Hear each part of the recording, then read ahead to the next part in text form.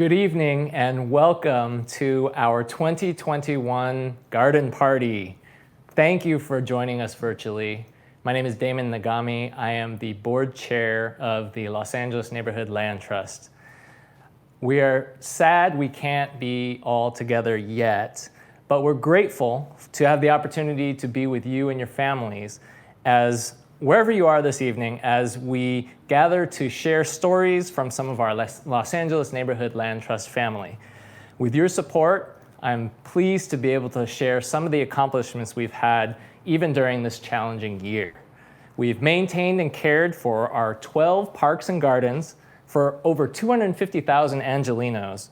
We've partnered with many communities to design potential park and garden spaces. We've relaunched our Park Equity Leadership Academy, PILA, this past spring in the Broadway, Manchester community of South LA. And we've continued forward on our largest project to date, an 8.5 acre park in West Carson called Wishing Tree Park that is due for completion at the end of this year. And yet there's so much more to do. So we are thrilled that you're here with us tonight as we raise funds to continue to create more green spaces in the communities that need them the most until every child, no matter what their zip code, can walk to a park. Now, our goal tonight, and this is very important, is $100,000. And the person that's going to help us get there tonight, our host for the evening, is Jessica Elena Eason, an actress and writer. Jessica is best known for her role as Sharon Porter on the TV series The Babysitter's Club. Jessica. Hey, David. Hi. Hi. Thank you so much for having me. The work you do here is just amazing. It's so important for us to have this space and to make sure that our children, I have 2 of them in this city, have a place to run around in. Mm-hmm. So thank you. Tonight's going to be really fun. Again, we want to get to that $100,000 goal. I think we can do it. I believe we can do it. Me too. And we're going to have fun doing it. Absolutely. So let's start. Let's kick it off. We've already raised $85,000. Wow. Amazing. Incredible. Amazing. So we're on our way. We can do it. We can do it. I think so. I think so too.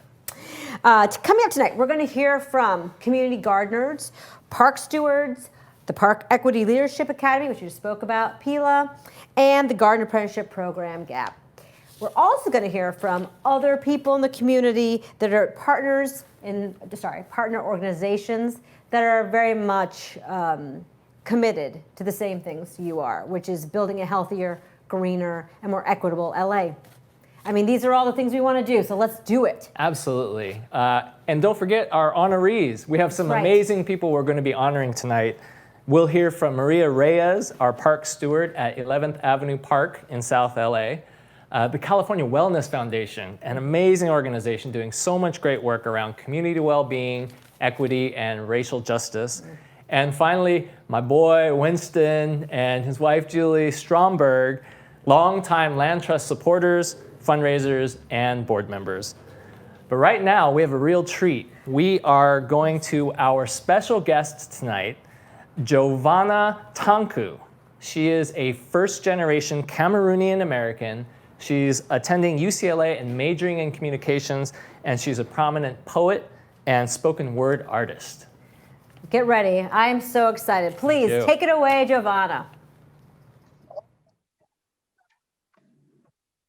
Hello. Hi, my name is Giovanna Tanku, and I just want to start off by giving a big thank you to the LA Neighborhood Land Trust for allowing me to be here as this year's garden party poet. It's super, super exciting. But without further ado, I'm going to be reciting a poem that I wrote entitled Nature Sings.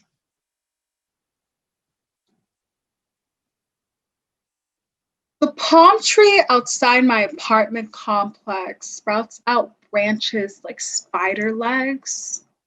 They're always tapping against my window.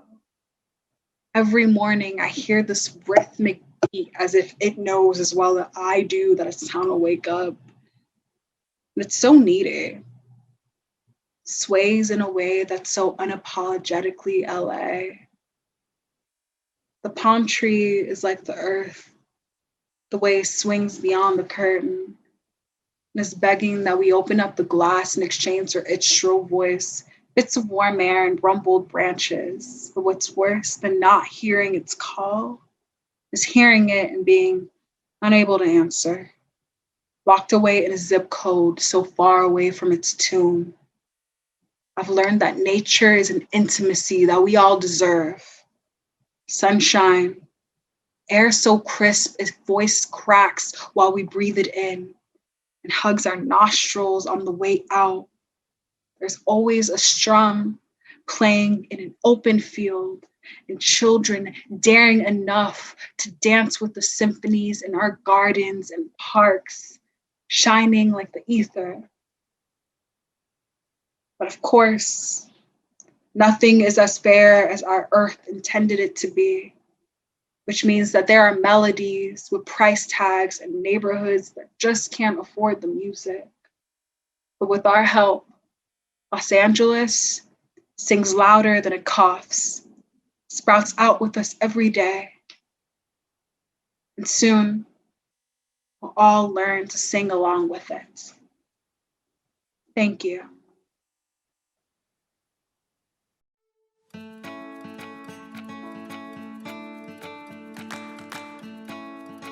Hi, my name is Jose. I used to work in the gardening apprenticeship program, or GAP for short, for about 2-3 years now, I believe. I attended the school right behind me, Johnson Fremont Senior High School, and I learned about this program in maybe about like my sophomore year, and that's when I was really interested in the whole gardening aspect of it, and I wasn't too sure what I was getting myself into, but I guess at the very end, I kind of was able to be more open-minded about our community. And right now I go to California State University, Los Angeles. I am majoring in natural science with an emphasis in clinical. I'm not too sure what I plan on doing for the future, but I want to be something that's impactful to our community. I definitely want to come back to this community that I live in and reside in, as a sort of a way to express how this program has affected me in long run. My time spent here as an intern, it was all mainly confused about where I am in this community. But eventually, over time, as the program continued, I wanted to stay. I think because it's more of how the program affected me mentally and more physically as well. The following year, I applied as a program assistant mainly because I wanted to continue moving on. I wanted to continue learning more about the aspects of social justice and food environmental justice as well. And I also wanted to know more about like behind the scenes of how the program runs. And because of that, I was able to learn about the Land Trust, which is a nonprofit organization that works alongside other nonprofits and to promote green spaces for communities that don't have enough garden or any experience along the lines of that. So that's what I wanted to do, and I wanted to keep pushing forward. I wanted to motivate not myself but also others as well to continue moving forward with the GAP program, and I think I did great at that. I think my favorite part of the garden was more of the learning process, because as a program assistant, I worked alongside peers my age, and I was able to educate them in aspects that they probably were not aware of, such as composting, gardening, and how to amend for plants as they're growing up. So I definitely recommend peers my age or younger to definitely join this program, because not only will you leave with an idea on how to take care of your own garden, how to grow your own plants, how to live a healthy lifestyle, but you'll also grow friendships, bonds that you won't probably forget, such as Jonathan from the LA Compost, other nonprofits that you will work alongside with. It's definitely a learning process, and it's something that you would want to carry with you as you move on with life. Hi everyone, my name is Jose, and today we're at the Fremont Wellness Center and Community Garden, and today we are here with Johnny from the LA Compost. So tell us today, Johnny, how did you get started with LA Compost? What did you do? How did you get started with everything? Yeah, it's been about 2 years and a half now that I'm with the organization. I'm born and raised in South LA. The organization, LA Compost, is a very strong believer that to make an impact in the community, you have to hire within the community and part of the community that's living. I was been privileged enough to be mentored by amazing people. One of my mentors was really connected with Michael, our director, and she put in good.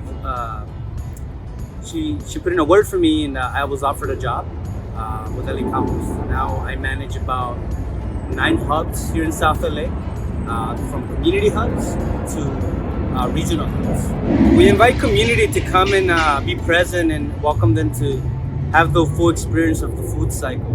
And when we say full cycle, we mean the composting.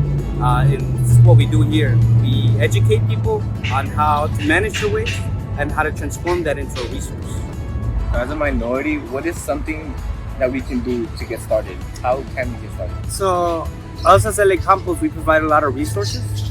We actually have different co-op systems around the city that we welcome people from those areas of the city to sign up and actually welcome them to come drop off their food stamps and actually welcome them to be part of our weekly work days at the sites, and they actually can see the full process of composting, from the layering of the food, from turning to hydrating, and to see this beautiful rich compost that's being made. It's high quality amendment that usually comes from waste that would be thrown out into the garbage.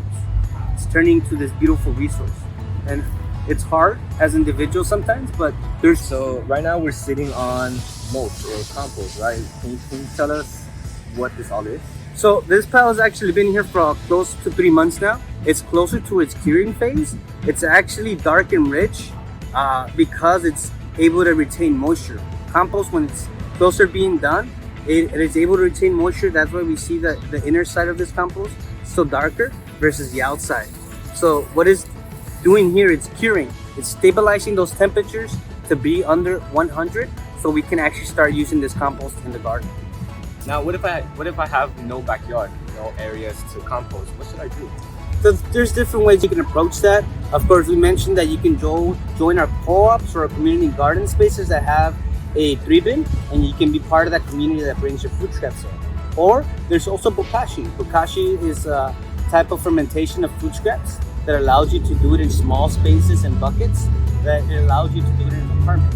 The end result just allows you to have a space that you can bury the excess organic matter, and that can happen in public parks, any green spaces that you know of. You can offer that to the soil. Awesome. Thank you so much for the juicy information that you've given us, and I would like to thank you for having us here, well, for having you here actually.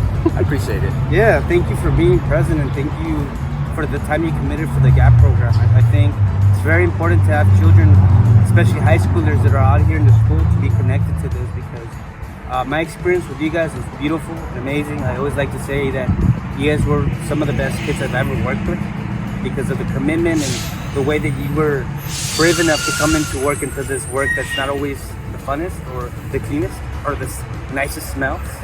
So I want to thank you. I want to thank Megan because she provided that for us. Right. Yeah, thank you.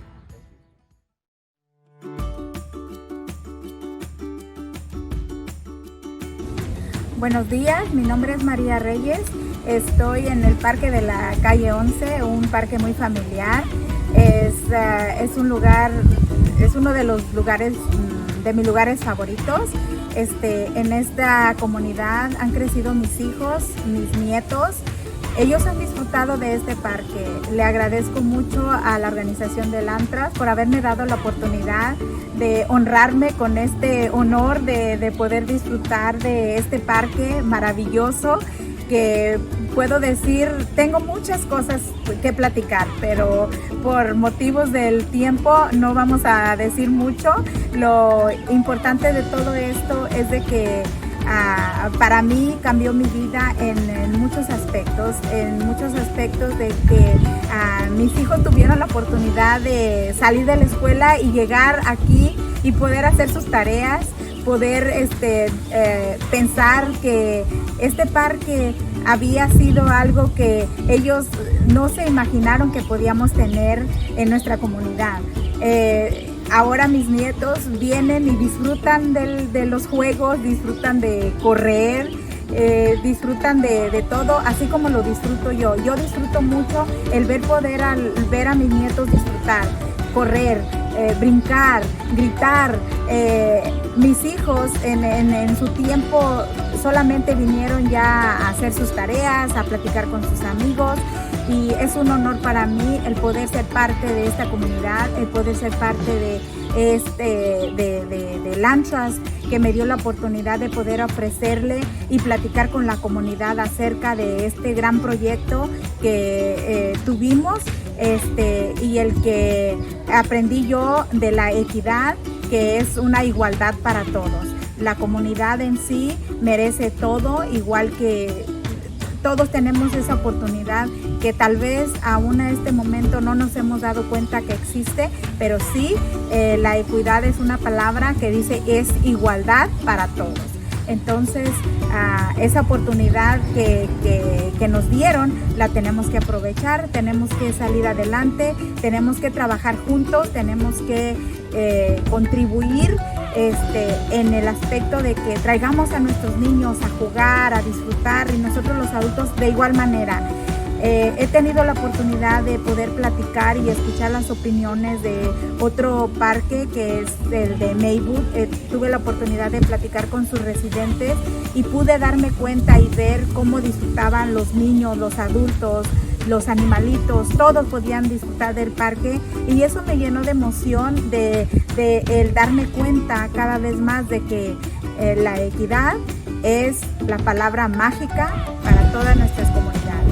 Gracias a todos les doy por esta oportunidad, y en nombre de mis hijos, en nombre de mis nietos, le doy las gracias a todos, el personal de Land Trust que confió en mí, que me ha dado la oportunidad de trabajar con ustedes, de seguir mano a mano, porque somos un equipo que somos manos muy fuertes, ojos muy fuertes, y el seguir adelante nos hace sentir ese poder que tenemos para poder desarrollar la comunidad segura, el lugar seguro para nuestros hijos, para nuestros nietos y para toda la comunidad. Todos son bienvenidos, gracias, les agradezco mucho, y pues hay mucho que decir, pero con dar las gracias y expresar un poquito de mi persona, me hace una de las personas privilegiadas. Muchas gracias. I mean, amazing, amazing stories. Thank you so much for sharing them. I want to say thank you to Maria, Jose, and I think Jonathan. And Jonathan, everyone, I think, can agree that your hat is magical, and we all want it. If those 3 testimonials didn't want you or inspire you to give, you might have to have your pulse taken, because those were amazing. And it's so true. I love them all giving back, and I love it being generational and being part of something bigger than yourself and the environment. So get out there and let's bid. Speaking of, let's have a quick reminder to bid on the silent auctions items, at the silent auction items. I can speak. Just a little drunk on the environment, as we all should be. It closes Sunday at 5 p.m. Sunday at 5 p.m. it closes, so bid on those silent item auction items. I'm drunk on the environment, it's true. All right, are you all ready? Because the night is heating up. Our next thing we're gonna do is we're gonna go to a live park party. Woohoo! What? It's true, 2021, and we're getting together.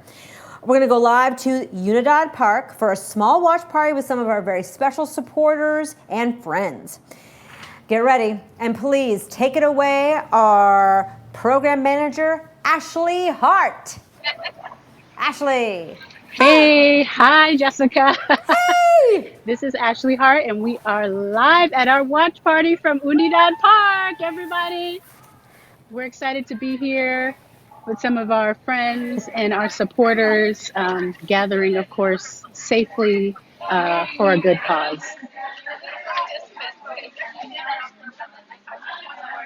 And beautiful.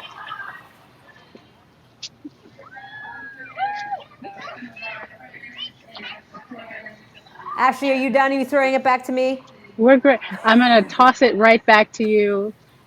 And Well, I'll take it. I'm a professional, I Thank you for promise. showing us. Thank you, Jessica. Of course. Throw it back, throw it back. I have to say, just look at that park. I mean, that park is beautiful, and this is what you can be donating right now to fund these beautiful parks that give such. Look at the community out there. It's such a beautiful place to meet and hang out. And like Maria said, you do homework and be part of the earth, which is so hard in Los Angeles. So give. Yeah, we are now going to hear from Cal Wellness.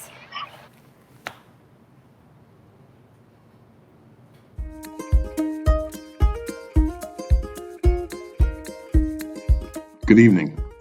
My name is Alex Johnson, and I direct the Community Wellbeing Portfolio at the California Wellness Foundation. Thank you to the staff and board of the Los Angeles Neighborhood Land Trust for this special recognition. I gratefully accept this award on behalf of the California Wellness Foundation. We are so honored and humbled by it. Let me also extend our congratulations and appreciation to today's other honorees, Winston and Julie Stromberg, and Maria Reyes. At Cal Wellness, we've long been committed to investing in healthy and safe communities because we know individual wellness is dependent upon thriving communities, and that a healthy environment is fundamental to that goal.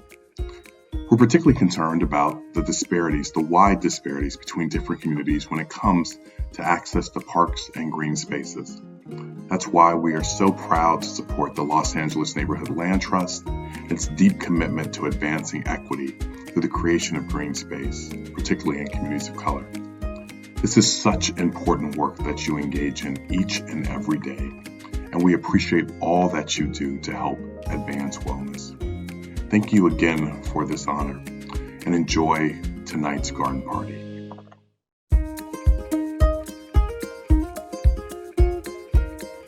Hello everyone, I'm Ashley Hart and I am with the Los Angeles Neighborhood Land Trust. I'm the project manager and I'm here with Jemai Hargens with Crop Swap LA. This is wonderful to be here. How did you get started? Well, we actually started with crop swapping just between gardeners. So we allowed gardeners who had extra to swap their extras in my backyard every month. It was kind of an informal get together, and eventually it created an atmosphere where we noticed there's enough love and kindness and a leveling effect between race, class, gender, identity, economics, geography, and all these other factors that crop swapping became almost like a religious kind of garden church on that Sunday. And eventually through COVID, we started to see a need to grow more food that didn't exist in the first place.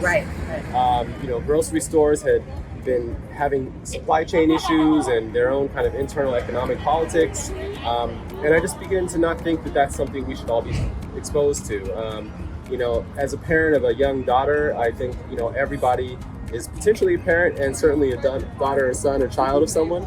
And we all want to care for each other in truth. So this movement is about using unused land to grow food that didn't exist and is nutrient dense and creates green jobs. So looking around, I see everyone's green grass, right? Yes. So why your front yard? What made you just say, hey, I'm gonna do this right here? Well, this is my wife's colleague's front yard. I don't live here. Yeah. Oh, okay. And that's the beauty in our movement because I happen to be what I call a landless person. We rent our home and we're renting our home, and basically I have an agreement with the homeowner that of the money that we sell this food for, as well as other revenue from here, we offer them 5% of the revenue that we make together. So they're economically incentivized to have us keep coming. We're using some of their water, but it turns to be that our design actually is water recycling that keeps the cost low. They're incentivized to keep our costs low too. And so, grass is a complete reversal of logic. To stand outside in the water or pay the water company hundreds of dollars every month just to see your grass, and most folks don't even spend much time out there. That's true. If you're doing all that, you should be laying on it half the day, and they're not. So, this is a very logical move.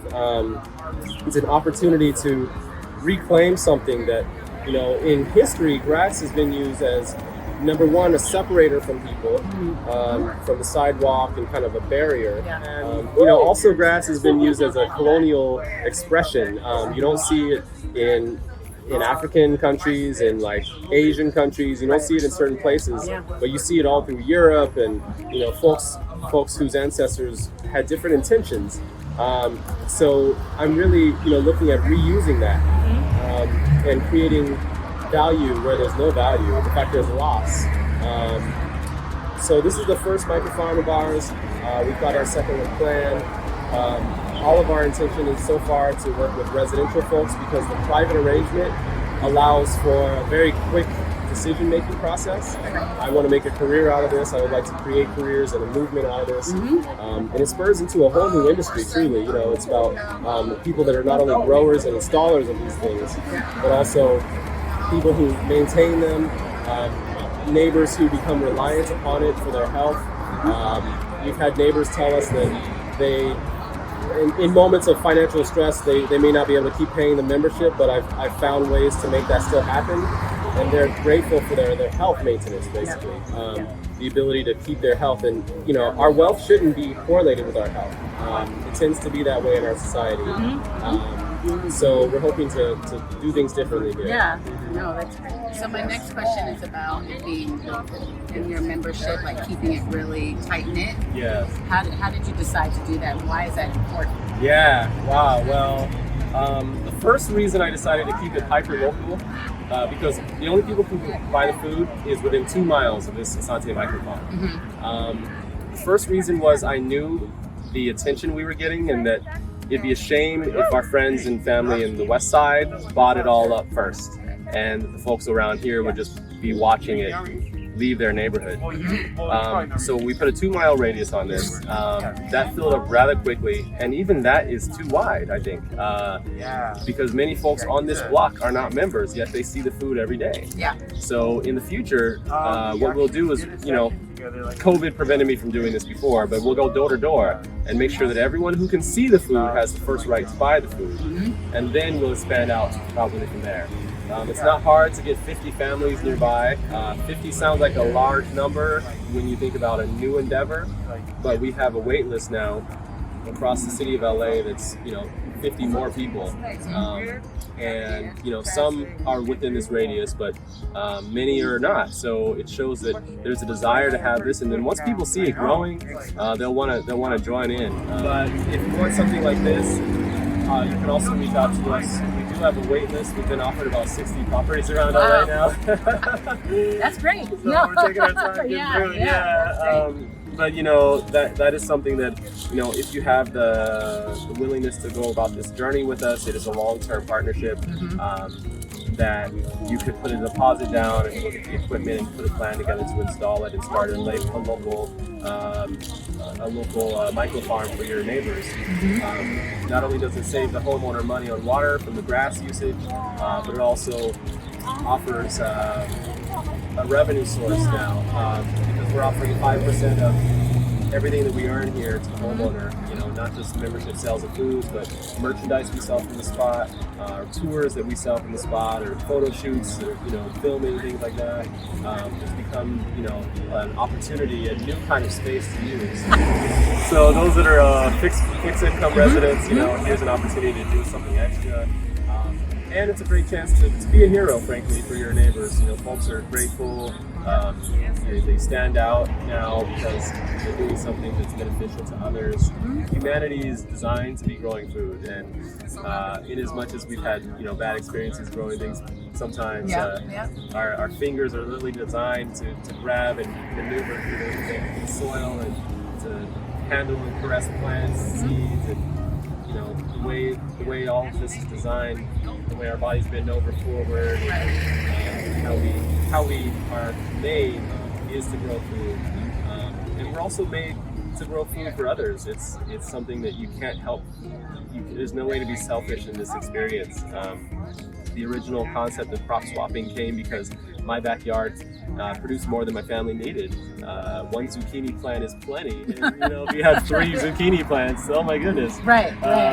Some of these things come out as big as your arm. So You gotta give 'em away. you gotta give it away. Yeah. Tomato plants, all kinds of things are designed to overproduce. So if we can, find ways to reuse our resources, we can create an abundance that didn't exist before. And one question that was in my mind is, what is your why? Why do you do this? Yeah, my why started with my daughter. She's 3.5 now, and I just imagine that every parent has the same desire to make sure their kids have the best food. And if that's true, then all of us are parents of someone or children of someone and have that same desire. And it's just a matter of putting the infrastructure around so that, then there's that peace of mind.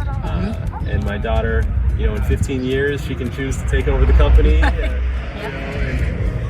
create more value that I don't even know about. So yeah, it's all about the next generation.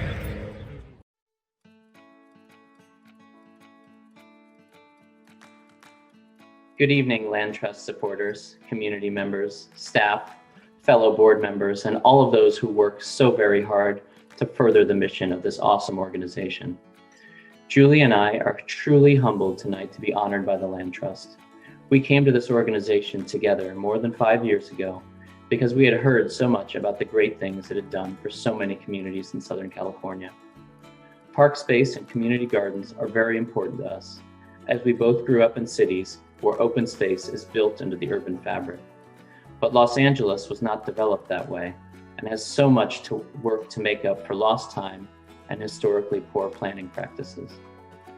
When Julie and I decided to get involved with the Land Trust, Julie had just spent many months working with the city of Los Angeles to plan and execute a major renovation of the neighborhood park that was just 4 doors down from our house, and where our kids would go for playtime and exploration. To have that opportunity and voice was incredible for her, and something she realized that many other communities do not get the chance to do. I had followed the Land Trust from the outside looking in for some time, amazed at the unique mission it has to work with communities to bring parks and gardens to those parts of our urban core that have been so unfairly neglected over time. Because everyone in Los Angeles deserves a safe respite from the stress and challenges that come from living in a dense region with demanding commutes and a high cost of living. Winston joined the board and immediately got engaged in helping the organization through some difficult times. And I have spent hundreds of hours planning prior garden parties and getting the word out about the organization to my network and community and supporting its critical mission. As humbled as we are by this honor, the work does not stop tonight. There is so much more to do for the diverse communities of Los Angeles. There will always be a need for more parks and more open spaces, for more urban gardens for families to unite within and see the fruits of their labor turn into meals on the table, and for communities to become engaged and invested in bringing positivity and nature to their neighborhoods. We hope that many of you will take the opportunity tonight and in the future to contribute to the Land Trust so that it can continue its mission for park equity and community engagement. Thank you to Tori, Michelle, the board, and everyone else at the Land Trust for this awesome honor. Have a great evening and enjoy the party.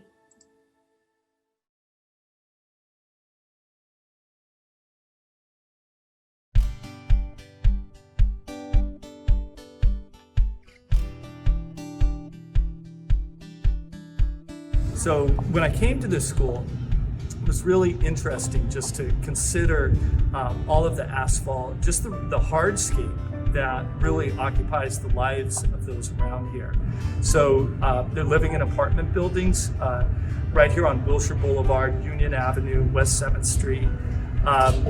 It's sidewalks, asphalt streets, and then a campus that at that time was largely asphalt. And the gnawing question was, how can we soften things up a little bit? How can we inform the experiences of this school community by introducing more opportunities to engage with nature right here on campus and around it? Los Angeles is unique because students spend a great deal of their school day outside. That's the first thing.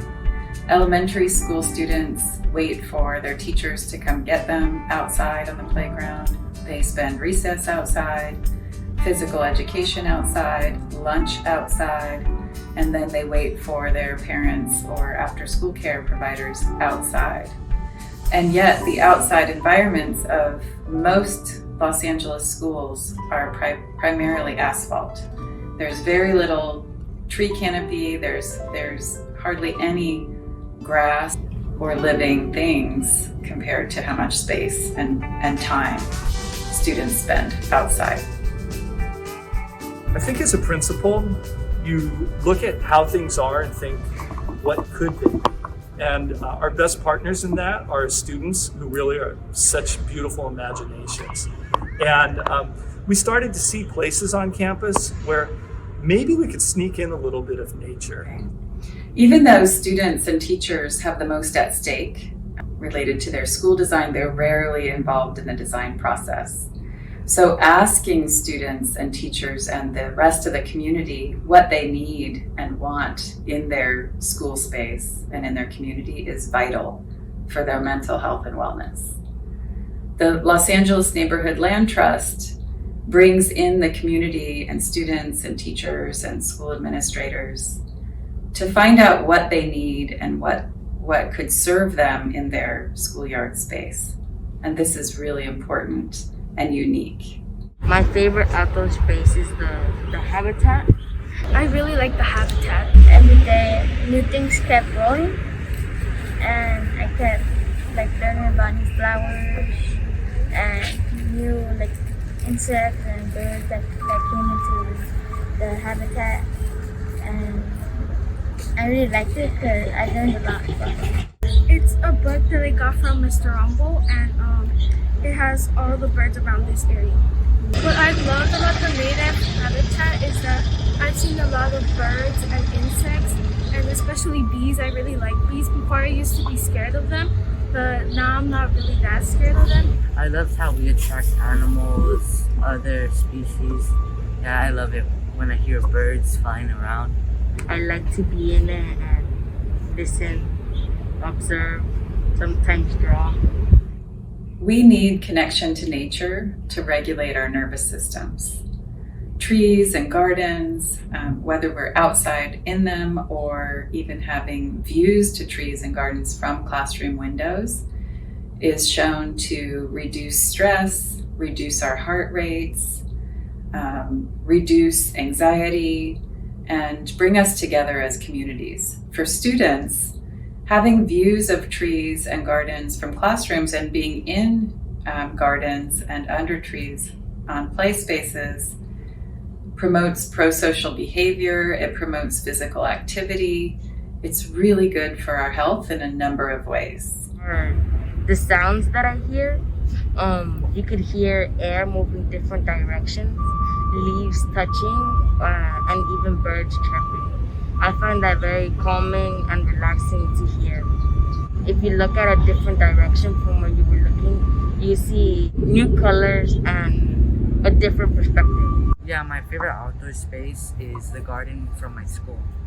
Okay, so this might sound a bit weird, but me and my mom actually go to the cemetery because there's a bunch of flowers there. Usually it's people think it's scary, but it's super duper quiet and I think it's really peaceful there. This courtyard used to be mostly asphalt. And there were 3 kind of odd pyramid structures here and some palm trees. One day, one of those palm trees fell. And again, being a principal, you got to move quickly. And the next thing you know, all 3 palm trees were removed and we replaced them with native coast live oaks, which surround me right now. And I think we have now, I want to say 13 coast live oaks on campus. And so right next to me here, we have an outdoor classroom and places for students to really engage. with one another in a natural setting. Well, more green space is like more creativity so that we can express ourselves, for example, through drawings. And I think that, of course, the air would be better, 1,000 times better. More green space will mean to me and the kids something more, and something to play around, and something to take care of, and something to look forward to see every single day. A lot more green space means like a lot more freedom. It would help the kids here because it would help them not get hurt, and it would help them like have fresh air. More green space would be better for me, and I have twin little cousins and they're in this school and I really want them to explore more nature, and they already explore nature with me a lot. And so right next to me here we have an outdoor classroom, we have nature and places for students to really engage with one another in a natural setting. And this gives you a taste of what's ahead with the incredible work we're taking on with Los Angeles Neighborhood Land Trust. We are so excited. This school, I kept thinking, what can we do to change the outcomes for students and local biodiversity, for the families that live in this area? And really, the campus is a canvas. You know, how can we reimagine this space? We've been able to incrementally take on projects here at this campus, which have really, I think, changed the way that we interact with nature here on campus. But what's exciting now is we have a unified vision through the work of Los Angeles Neighborhood Land Trust, which will take what's already existing and build on it in a way which will transform this entire campus into a place where children and adults thrive within a natural setting right here in Westlake, downtown Los Angeles. Thank you. Thank you. Thank you.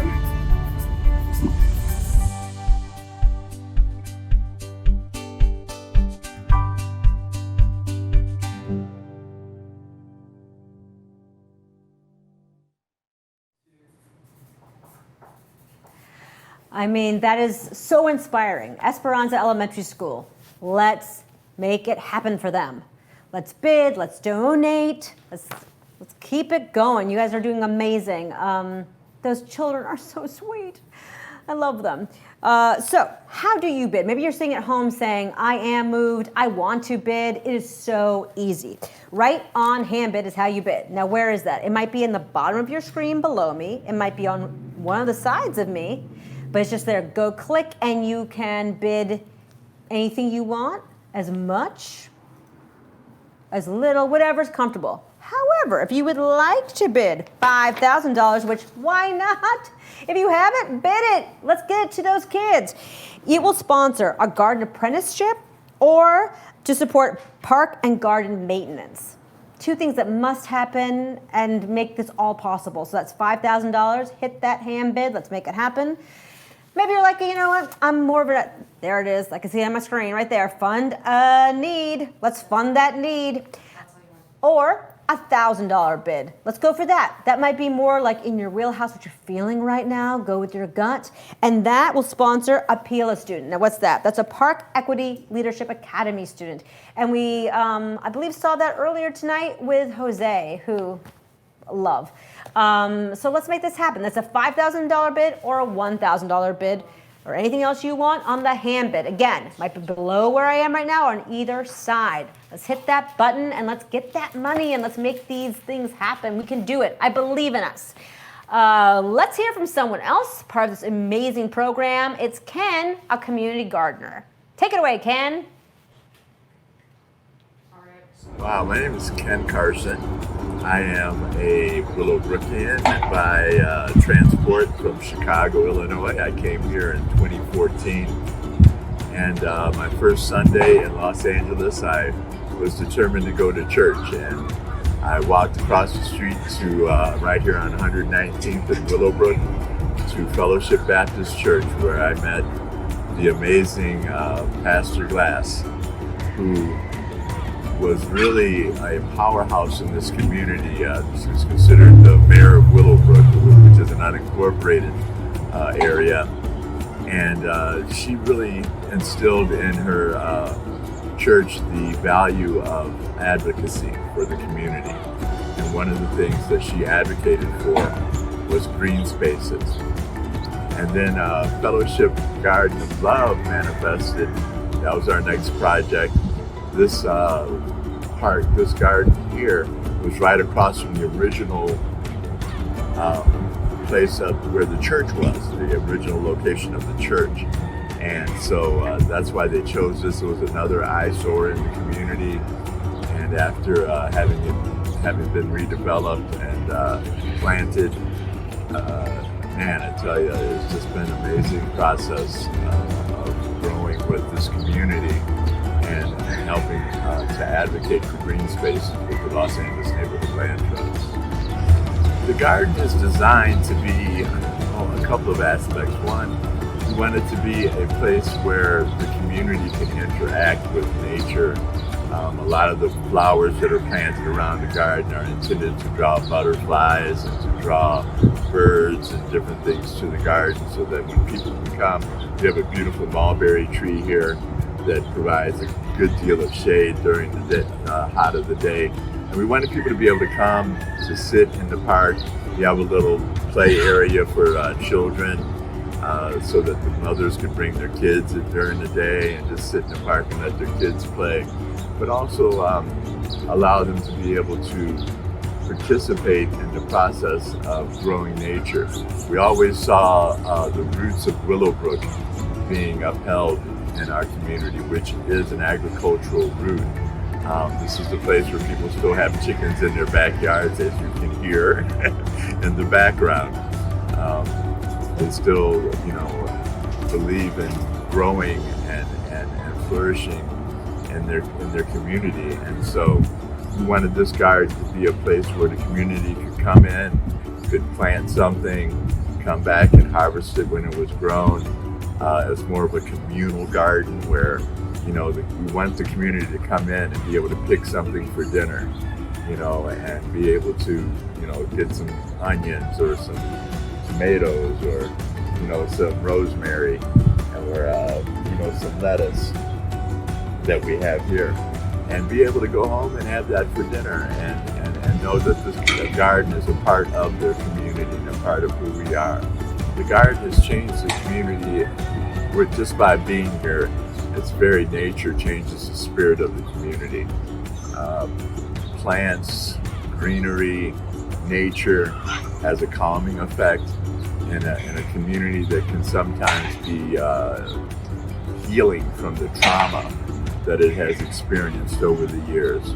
And so we think that the garden has actually provided a real calming effect and helps people to be able to have a space just by walking by can create a calming effect on our community. And it also fits really in with the senior home that we have behind us. The seniors can come here during the hot of the day and sit in the shade, and we have a growing medical community where the nurses come down here sometimes and sit and have lunch. And so we really think that the garden fits in well with the community and provides a space where, it just brings that little tranquility and that solace that's needed in the community. Favorite part of the garden is honestly the plum tree.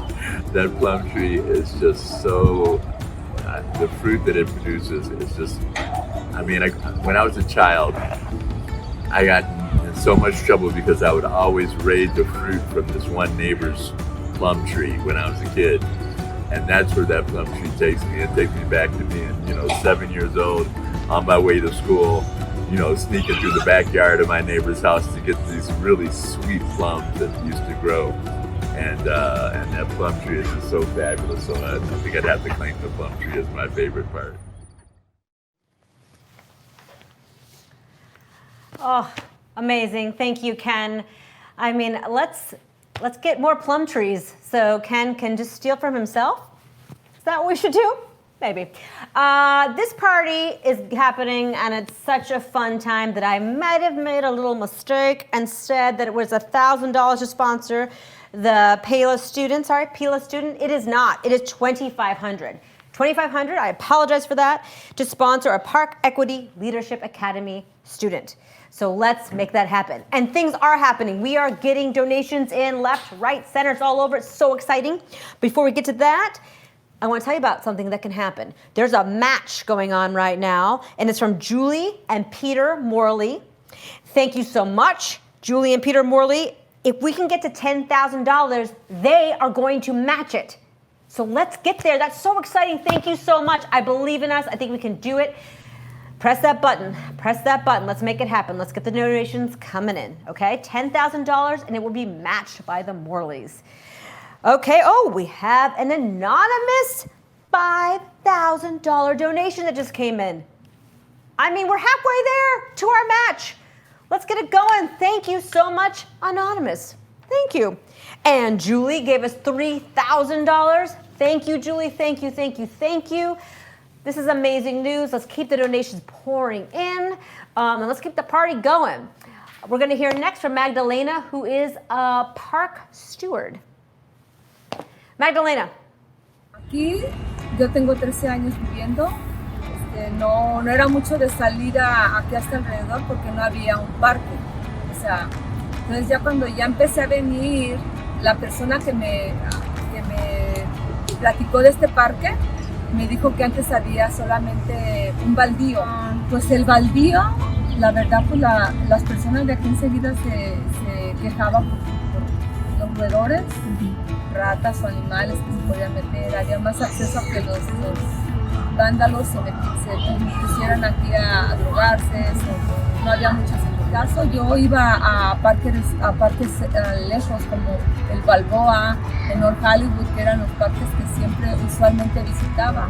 Cuando ya empezó a querer a pedir a la ciudad que por favor aquí se construyera algo creativo para los niños, para tener un parque más cerca de que los señores y los niños pudieran venir aquí.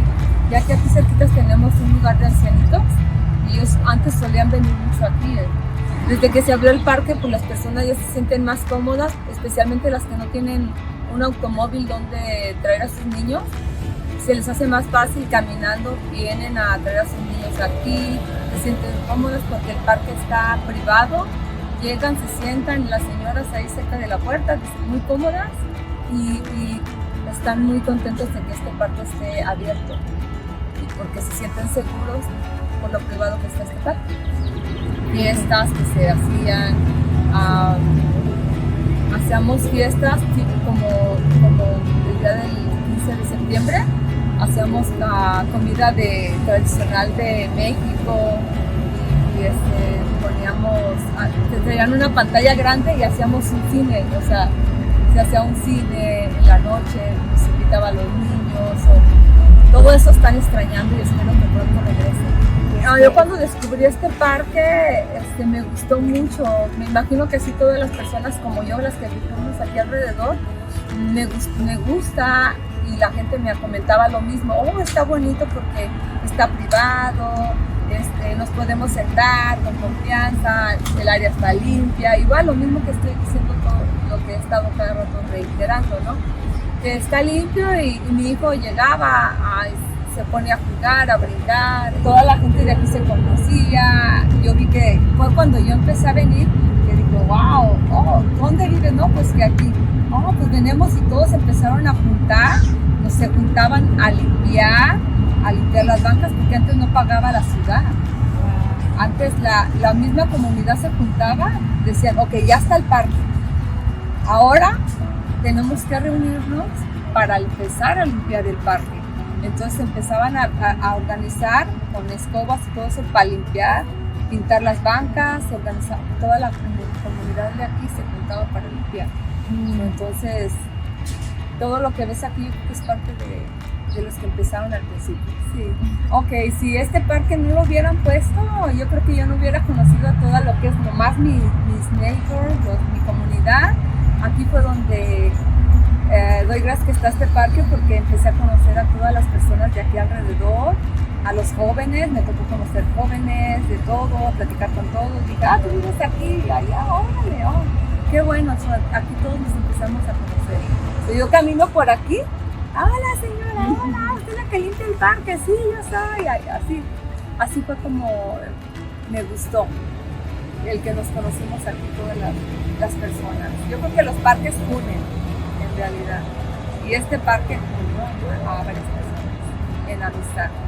El aspecto del parque que me gusta más es ver los niños contentos, jugando. Cuando no llegan tantos niños, digo, hoy no vinieron ahora tantos. Es lo más que me gusta, ver a los niños divertirse, jugando. Y las familias cuando vienen con sus niños, digo, wow, qué bonito que vengan los papás y con sus niños. Y es la parte que más me gusta, que los niños vengan a jugar. En vez de que estén en los celulares jugando, mejor que se vengan a respirar algo, aire más fresco que... I mean, yes, I love that too. When my kids are not on my cell phones or a tablet, but outside breathing the fresh air and meeting people, right? And being part of a community. Once again, thank you so much, Magdalena. And once again to y'all, let's give and give and give.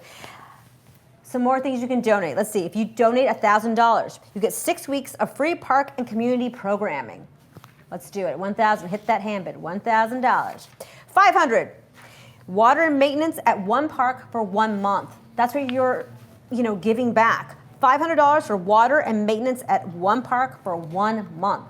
That sounds pretty dope to me. Let's make it happen. $250 will get seeds and plant starters for a new community gardener.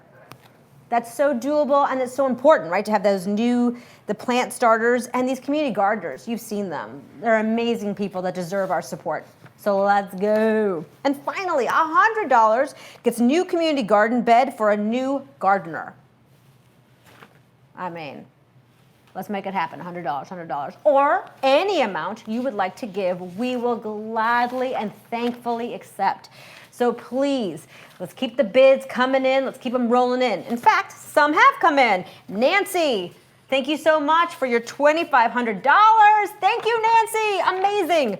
Brad gave $250. Thank you, Brad. We so appreciate you. Thank you, thank you, thank you. Lisa at $100. Lisa, thank you. Thank you so much for taking the time and for sharing with us. It's so important, and we really appreciate it. And last night with Marissa was $50. Marissa, thank you. Thank you to everyone who has given today, and let's keep giving. And remember, the silent item auctions, I said that wrong again. The silent auction items are still available until Sunday at 5. So you can keep bidding on that. Let's keep the party rolling, and let's bring back our amazing poet from earlier, Giovanna. Are you there, Giovanna? There you are. Yes, I am. Hi. Giovanna, I loved your poem so much. Oh, I really thank you. resonated. I wanted to talk quickly about, I love that line about the intimacy of nature. I felt that. when you Yeah, said that. yeah, the intimacy. I Thank think you. that when I wrote that, I think that I was talking about the fact that intimacy is like so important. It's so essential to feeling loved, and I feel like our bodies and just our general health, we need that same nourishment, and that's with nature. That's having access to parks and gardens. Yes, agreed. 100% agreed. I would love to talk to you or ask the question. I love your creativity, and I've said this before to you, Giovanna, like poetry is so outside of my comfort zone, and I would just love to hear about, I guess, a couple things. One, what inspires you? Like, how do you, is it a word that comes to you? Is it an image? Is it both? Does it change? Like, how do you begin a new poem? Well, I think it's depending on what needs to be written. There'll be like times where like I remember a lot of my poetry has come from like fights with my parents. And like I'll be like, I'm so upset. I need to write this down. And I'm like, I have like a very, like, my thoughts are always jingled. I bounce from idea to idea. So like when it comes to metaphors, they're like the perfect way to string that together and kind of connect it back. So a lot of my poetry comes from that. A lot of poetry about social justice issues. Oh, sorry, did I cut off? No, son, you froze, but you're back. You're back. Go on. You're saying social justice issues, please. Yes, I write a lot of poetry about social justice issues, and usually those come from like recognizing the bigger issue, but recognizing how it impacts the person one to one, how it impacts you on an intimate level. Like, yes, poverty is a huge issue all throughout LA, but it's also the fact that every day you walk by the red line, you get off at your stop, you see the same homeless person and you don't do anything. Like, that is the more intimate moment. That's the smaller picture within the bigger picture. Yes, so true. Thank you for sharing that. I guess my next question is, I know you're a communications major. And I mean, obviously poetry is a way to communicate, right? So, and I know you want to get into production. How do you feel like you're going to bridge that really creative side of you with, when I think of producing, I think it's so much, right? Like budget, money, the very logical side. How would you bridge it, or how do you think you're going to do that? Well, I just graduated from high school. I'm going to UCLA, and I the reason I chose communications and the reason I want to be a producer is because I think that we separate being logical and being creative too much. I think we pretend like they don't exist within the same vessel. And I think anybody who is in touch both with their creativity and their logical side kind of has the best of both worlds, because there's a lot of creativity within problem solving. Look at films and I look at I create short films and stuff like that with my friends. It's very fun to get kind of lost in the sauce of the weirdness and the creative ideas, and kind of take all of like the most random thoughts and actually give them the value that they deserve, because then I could take a step back and think about, okay, how are we going to get this done, versus shutting it down. I feel like poetry and thinking of different ways to communicate with people, different ways to connect with people, has made me a better storyteller and has given me the means to understand how to get that story told. Oh, I love that answer, and I agree with you wholeheartedly. I think that is it, right? Like sometimes you have to push yourself outside the box. That creativity doesn't have to just be in one lane. It actually, right, permeates everything. I love it. Giovanna, we would love if you would want to share with us another poem. We'd love to hear. Of course. Yeah, the poem I had for you, it's called Food Deserts and All the Ways This Country Tries to Kill Us. And I wrote it specifically because I was reading about land trust and everything we do here, and a lot about like the food deserts within California and without all over the country. And if you don't know what a food desert is, it's basically an area or a neighborhood where a person can't go 1 mile without getting some kind of fresh produce, without seeing a supermarket. And I know what you're thinking, 1 mile doesn't sound like a lot, but the truth is, when we're looking at these neighborhoods, the type of neighborhoods that are living in food deserts is the ones where people don't have access to transportation, where there's liquor stores and McDonald's everywhere, but there's no Trader Joe's, there's no access to good, clean, healthy food, and that obviously impacts the health of the residents there. So without further ado, I'm going to start. It's called, again, Food Deserts and All the Ways This Country Tries to Kill Us.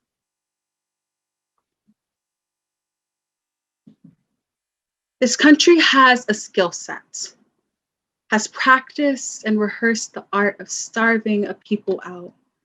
It's the true pathway to its own desire. the wants of some over the needs of all. It invades what could be shared and steals from those who hold its claim. There's a hierarchy in everything. Our people, our nutrition, hell, they've made casualties out of our own health. I swear they're always coming up with new ways to kill us. If not the cell, then the gun. If not the whip, then the crack. If not the heat, then ice. And food deserts seem to be our slowest assassins, meant to place miles between our families and the nearest safe havens, the nearest safe food options. It's the starvation that devours neighborhoods from the inside out.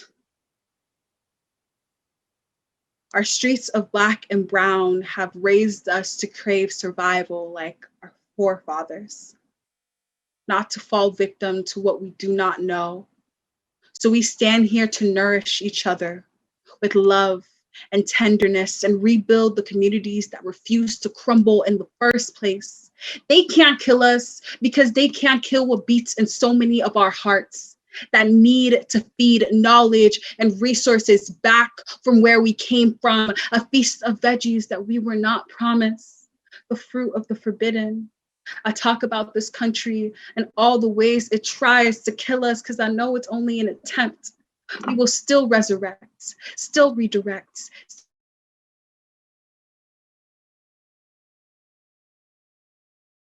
Within these deserts, allow bodies of all kinds to be fed tenderly, lovingly.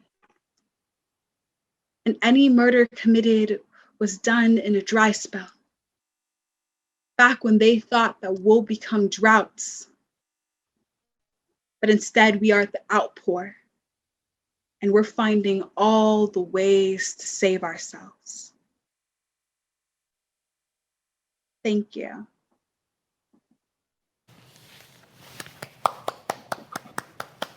Joanna, amazing. Oh, I was just transfixed. Not only are the words amazing, the imagery and your performance is just, I'm entranced by you.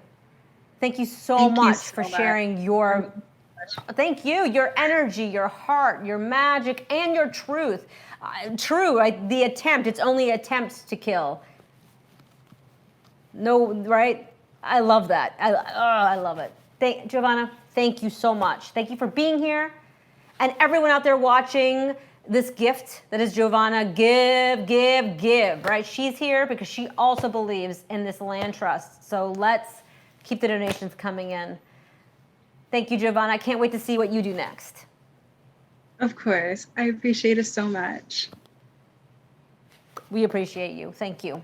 Truly, thank you. I came to Tranquila because I wanted to be informed of parks that are open. Because of COVID, parks slowly started to close down, and I wanted to just get my kids out the house. I got interested. I wanted to find more information. I wanted to get informed. What can I do about it? And I saw a link about Pila, not knowing what it was, and I just got curious about it, and it started to say about information about parks, how they can be renovated, how we can get funding, and how we can advocate it, as in advocating for a senior citizen or advocating for a child. I didn't know we can do that to a park.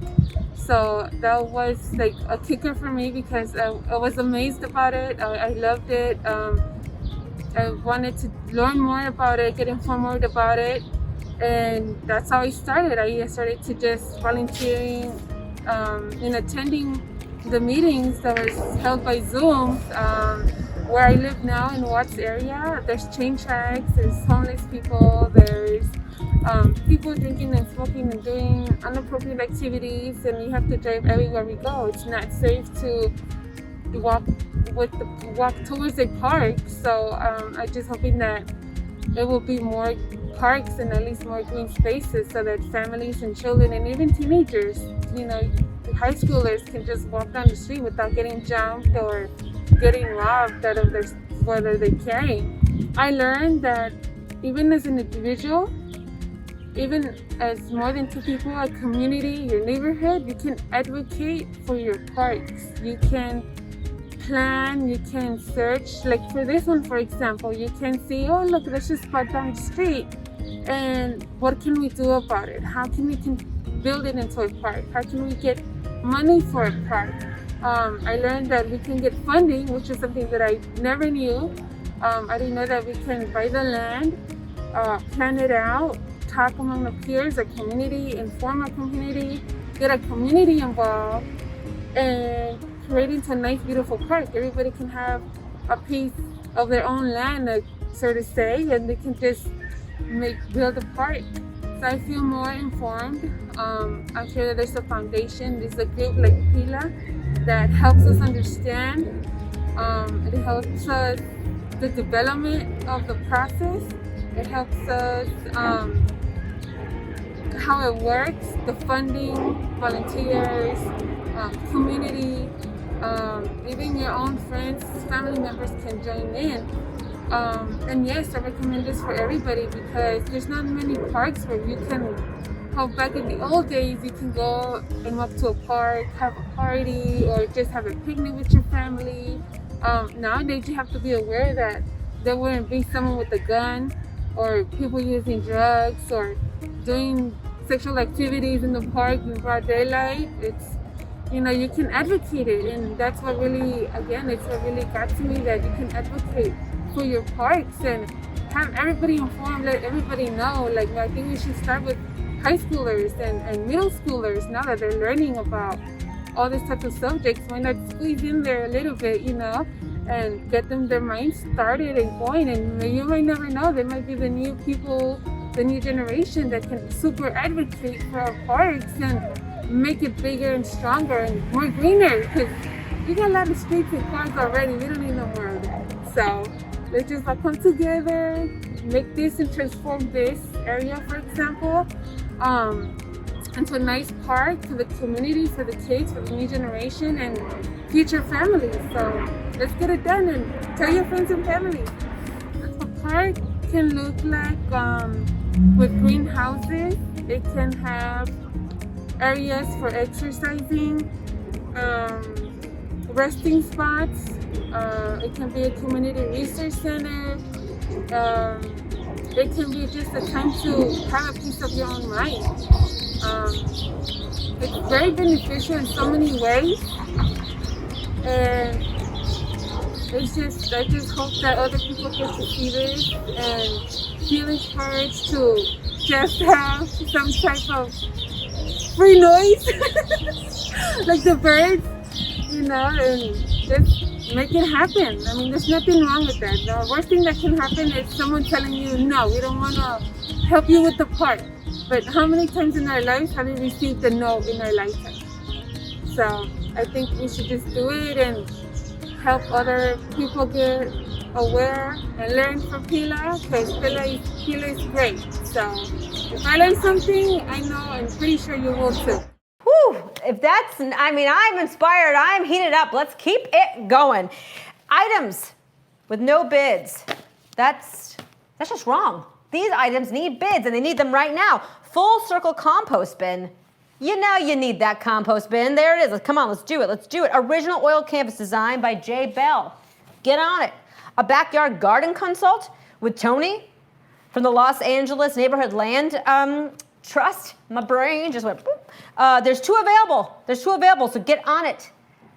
It's not too late to get in line, press the button, let's make it happen, get that going on. And the Avenue 33 farm tour and lunch for 4. There's 2 of those still available. Again, the Avenue 33 farm tour and lunch for 4. 2 available, let's snatch them up. Let's snatch them up. So there's none available because there shouldn't be. It sounds amazing.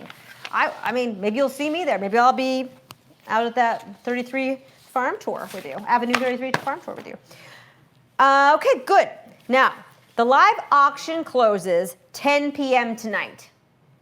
So we have a little time left, but not much. Let's get in there. Let's make some bids on the live auction. Now, I know you might have been hearing rumors, gossip, the hot gossip. These items are really exciting. Well, you heard right. They are super exciting. So you're going to want to bid on them and bid on them fast before someone else gets them. Item number 1 is a tequila tasting party. Need I say more than that? Who doesn't want a tequila tasting party, especially now? Let's get on. Let's do it. It is up for 10 people. 10 of your besties or just people you meet. I mean, I guess not right now, people you meet in the street. You probably want to know them, vet them a little bit, right? Make sure they're cool. But the 10 people for this tequila tasting party, the value is $750. Bid on hand bid. Make that tequila party happen. I'll tell you right now, you'll be the most popular person anyone knows because everybody needs a little tequila right now. Oh, it is generously donated by Dorsey Porter Sheehan, and she'll give you the guide through your tasting.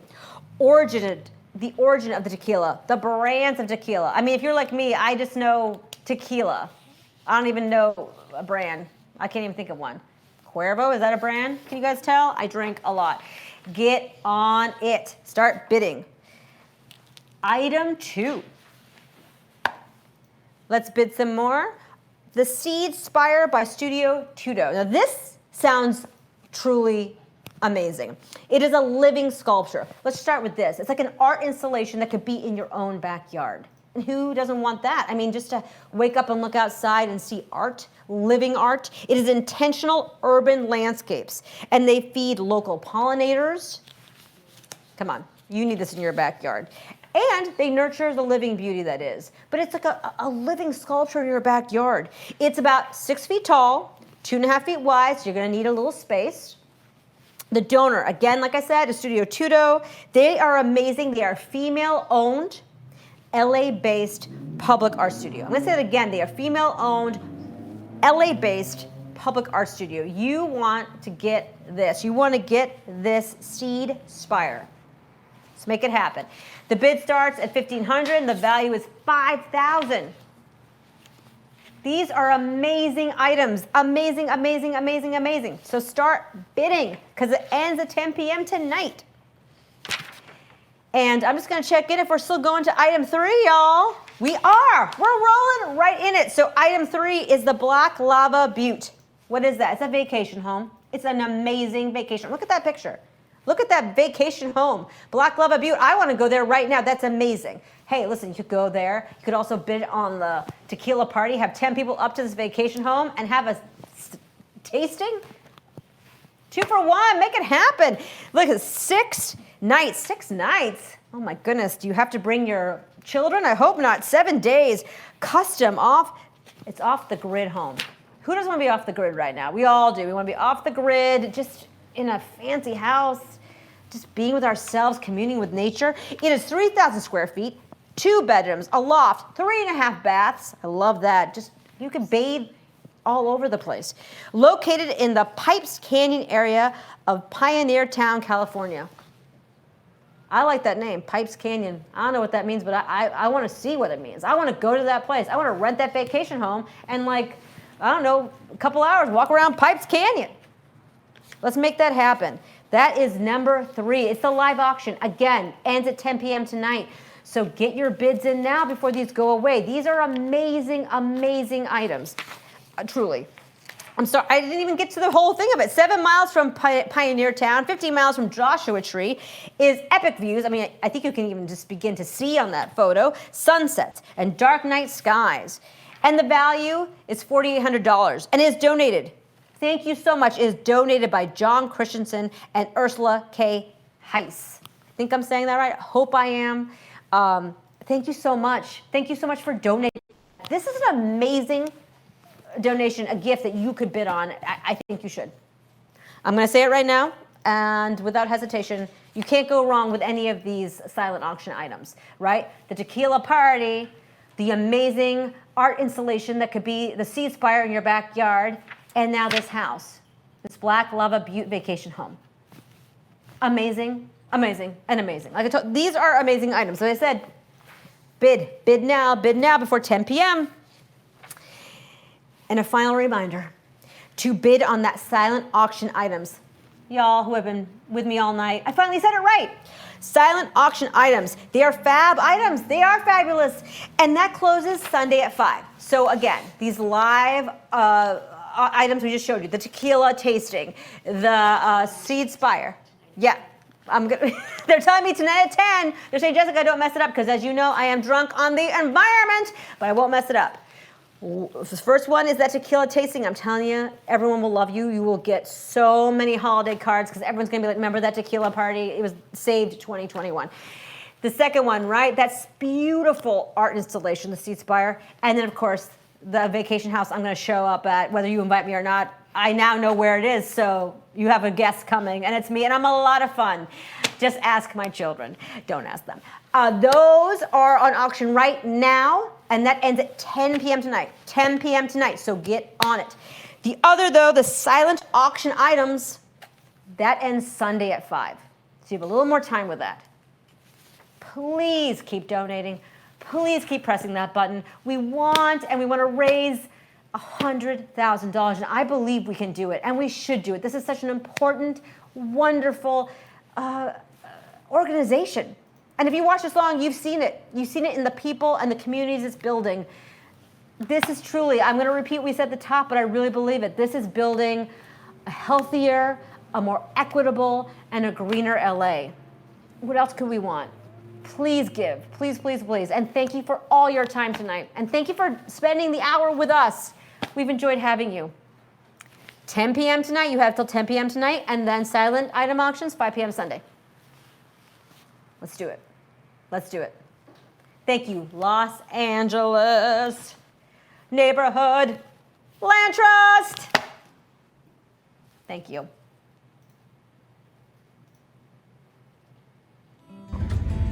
Thank you. Thank you. Thank you. Thank you. Thank you.